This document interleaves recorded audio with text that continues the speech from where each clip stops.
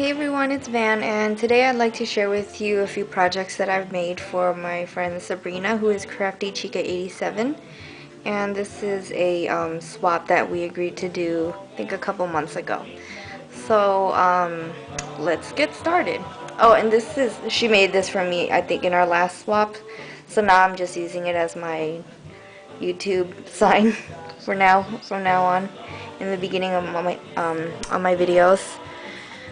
So right now I'm going to share with you my first project for her, which is a card.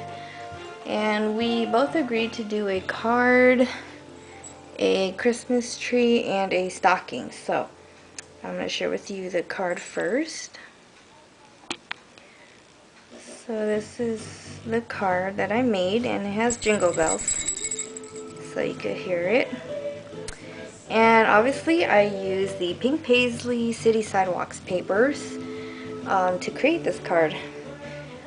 So the card base is basically white American craft cardstock, and I matted it with some of this, like, I guess it's really hard to tell, but it's this paper right here. It's baby blue with some snowflakes.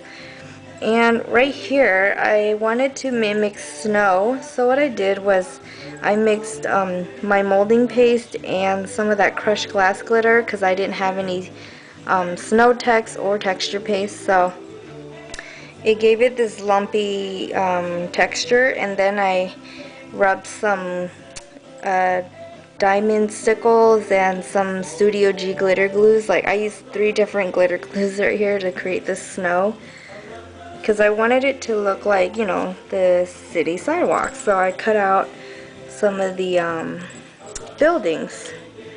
This looks like a whole block right here, and then I added this little Christmas tree I got at a thrift store. And then these right here, this right here, and this reindeer is part of the die cuts in the same paper collection. And then this doll I fussy cut from the paper.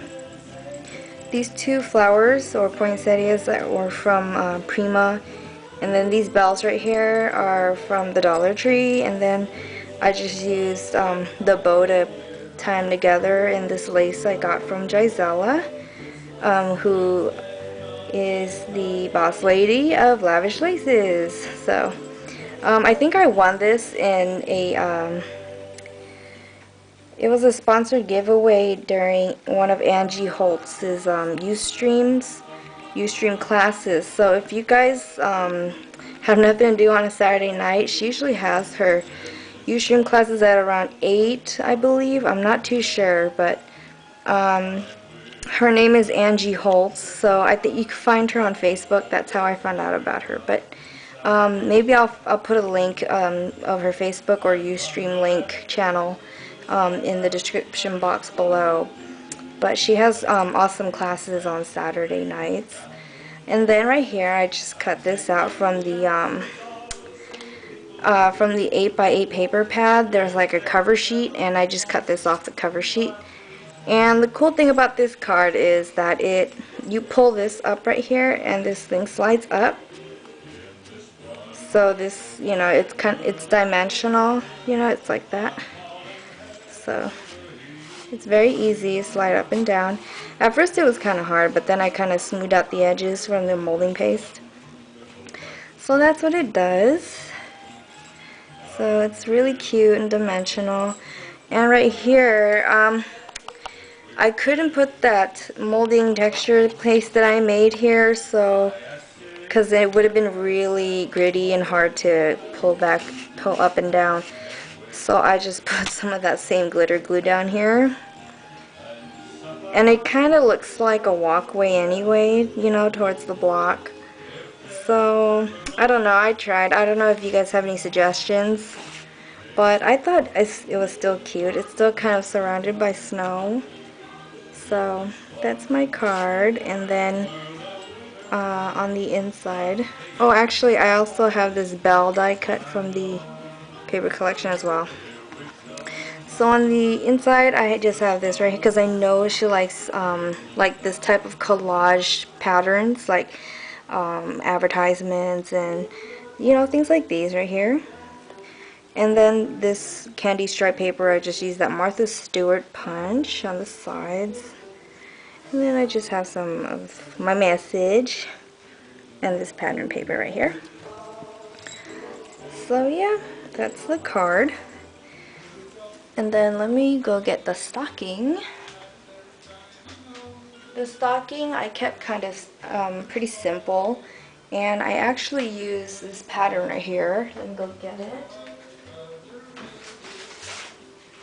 This pattern I found online. I just googled stocking template, and I had a feeling that if you did sew right on the line right here, it was going to come out small when you turn it inside out.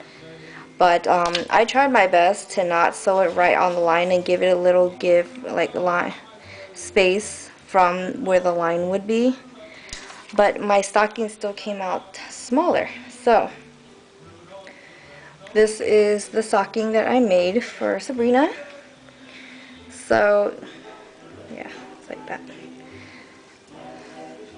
So if you look at it, the template looks a lot bigger.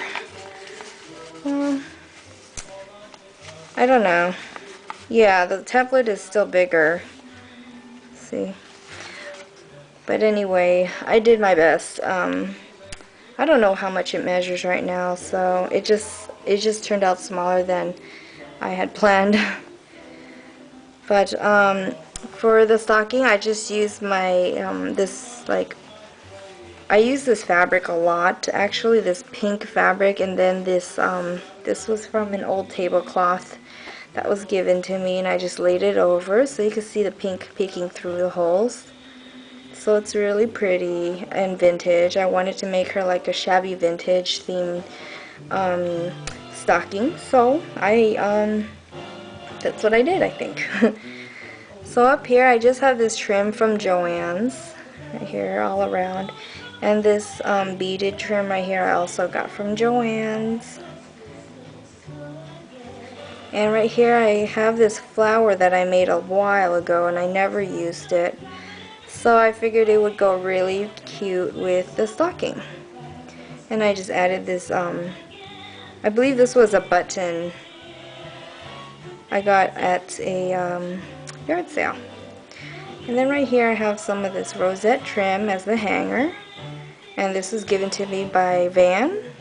So thanks, Van. I'm still using all that, that stuff he gave me. I'm like digging into it. And I was like, wow, it's like finding new treasure.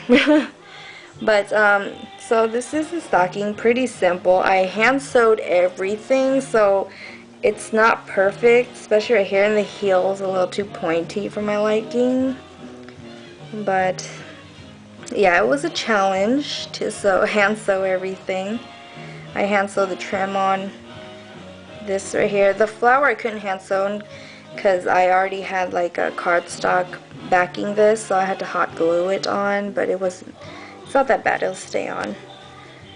But yeah, that's the stocking. I hope she likes it. So yeah, that's the stocking. I'm gonna go get the tree.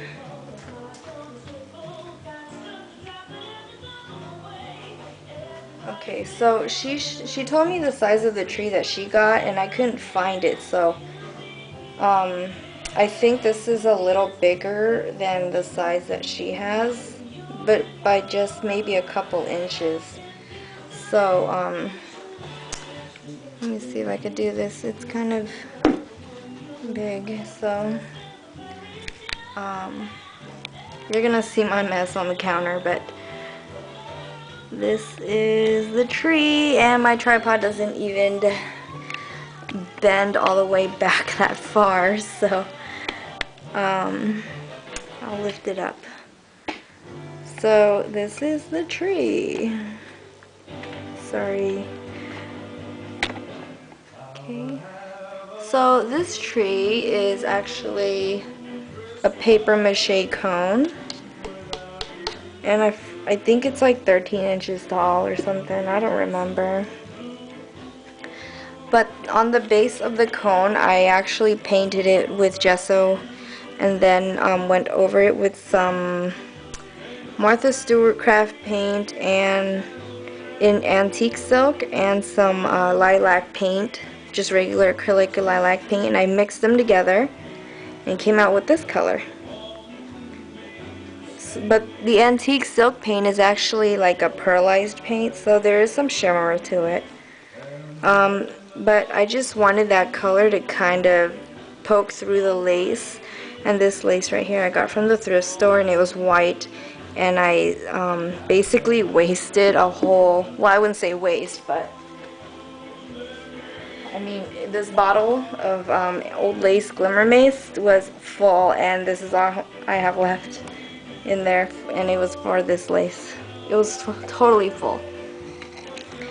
So I'm hoping I can find some more at the Scrapbook Expo in February, because this color is discontinued. But so this is the old lace glimmer mist at work, and so I wrapped it all around, up and down the cone, well, all the way up the cone, and I did the same for this,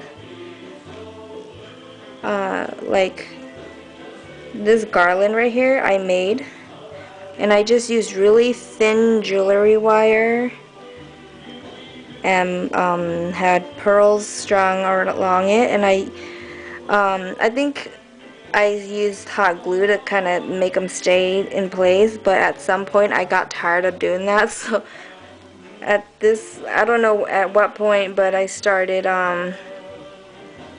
twisting them on the wire, and it was easier that way, and it was a guaranteed way for that they will stay actually. So I'm hoping none of these budge, the ones with the hot glue. So I just wound that all the way down, and then I also wound some of this fuse bead pearl trim in iridescent color from my friend Van, and that goes all the way down also. And then I just have some various things on it. Right here I have this like angel acetate up here, one of those cameos from the dollar store or the 99-cent store. This was an earring, and right here is a chandelier that my friend gave me. It was out of chipboard. It's from Van as well, so I'm like using all her products today.